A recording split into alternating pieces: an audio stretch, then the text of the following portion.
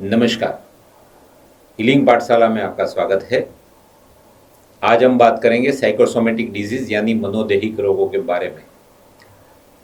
Psycho यानी विचार और भावना, सोमा यानी शरीर। मेडिकल साइंस ऐसा कहता है कि 95% रोग हमारे विचारों और भावनाओं से होता है, यानी मनोदैहिक है। कुछ छोटे उदाहरण से उसको समझने का प्रयास करते हैं। हम सभी इंसान कभी ना कभी गुस्सा तो करते ही हैं। जब गुस्सा आता है तो क्या आपने अवलोकन किया है कि जिस किसी व्यक्ति को गुस्सा आता है उसकी धड़कनें तेज हो जाती है, सांसें तेज हो जाती है।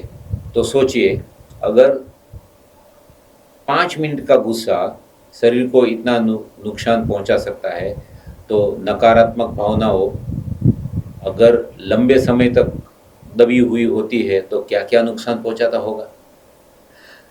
जब लंबे वक्त तक तनाव या नकारात्मक भावना की स्थिति रहती है तो शरीर का संतुलन बिगड़ता है और अलग अलग किस्म की बीमारियां होने के अवसर बढ़ जाते हैं। काफ़ी बार आपने सुना होगा कि कभी विकट परिस्थिति आती है तो कुछ लोगों का ब्लड प्रेशर बढ़ जाता है, यानी रक्तचाप बढ़ जाता है, बीपी बढ़ जाता है। कभी ऐसी परिस्थिति में हार्ट अटैक भी आ जाता है। तो कुछ परिस्थिति में मेडिकल डॉक्टर भी ऐसा बोलते हैं कि इस पेशेंट को भावनात्मक तकलीफ ना हो, उसका ख्याल रखें।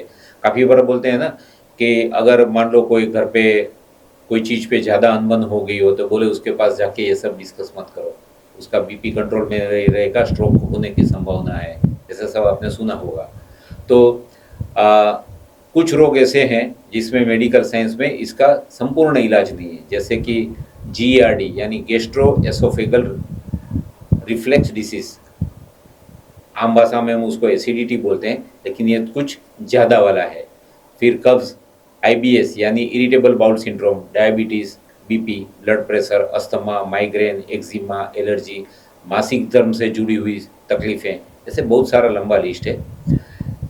इन सभी तकलीफ़ों का परमानेंट इलाज नहीं होता है, पर दवाई से हम उसको सिस्टम्स को मैनेज करते हैं। ऐसी तकलीफ में डॉक्टर नॉर्मली क्या करते हैं कि आपकी जीवन शैली में बदलाव लाइए, प्राणायाम करिए, ध्यान करिए, ये सब सुझाव तो देते हैं। तो कभी कभी आपने ऐसा भी सुना होगा कि जब मेडिकल डॉक्टर किसी व्यक्ति का इलाज कर रहा है तो ऐसा कहते हैं कि हम बढ़िया से बढ़िया दवाई देते हैं, इलाज परफेक्ट कर रहे हैं, लेकिन इसके ऊपर दवाई का असर नहीं होता है। तो क्या पेशेंट को जीने की इच्छा नहीं है? ऐसा भी आपने देखा होगा। तो लेकिन आप देखो, दवा एक केमिकल है, राइट? तो अगर एक पेशेंट पे काम करती है तो दूसरे भी तो सेम करनी चाहिए ना, लेकिन ऐसा नहीं होता है।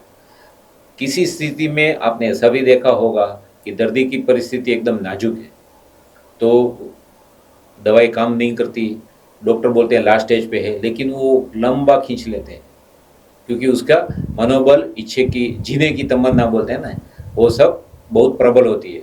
और वो उम्मीद ना होने के, मेडिकली उम्मीद ना होने के बावजूद भी वो लंबा खींच लेते हैं, बच जाते हैं। इसका मतलब क्या हुआ कि जीने की चाह और मनोबल कभी कभी दवाइयों से भी ज़्यादा महत्वपूर्ण है। तो हमारे पास एक किस्सा आया था जो मुझे अभी याद आया। उसमें एक महिला थी जिसको हाइपर एसिडिटी की तकलीफ होती थी। उन्होंने बात बात में ये बताया कि जब उनका पति के साथ झगड़ा होता था तो उसको एसिडिटी का अटैक आता था। तब से उनको भी ये समझ में आया कि ये शरीर की जो तकलीफ़ है वो उनकी नकारात्मक भावना के कारण है। तो जब मेडिकल साइंस ये बोलता है कि 95% रोग जो हैं वो मनोदैहिक हैं, तो फिर 95% हमारे प्रयास भी विचारों और भावना को ठीक करने में होने चाहिए। पर विचारों और भावनाओं के लिए कोई दवाई नहीं है। ऐसी कोई दवाई नहीं है कि वो लेने से गुस्सा ना आए, चिंता ना हो, डर ना हो, क्योंकि हमें शरीर में विचारों और भावनाओं का स्थान कहाँ है वो पता नहीं, इसलिए उनका इलाज कहाँ करना ये पता नहीं। YPV एनर्जी हीलिंग से ये जान सकते हैं किस प्रकार की विचारों और भावना और प्रवृत्तियाँ कौन से चक्रों में होती है, किस जगह होती है, उसका उपचार कैसे किया जा सकता है। तो आज हमने जो चर्चा की उसमें मनोदैहिक रोग क्या होते हैं वो हमने आपको समझ में तो आ गया होगा। अगले एपिसोड में हम बात करेंगे कि नकारात्मक भावनाओं हमारे शरीर पर क्या क्या और कैसी असर करती है। तो तब तक आप अपना और अपने परिवार का ध्यान रखिए, सकारात्मक अभिगम से जीवन जिए। धन्यवाद और सब्सक्राइब करना ना भूलिए। धन्यवाद।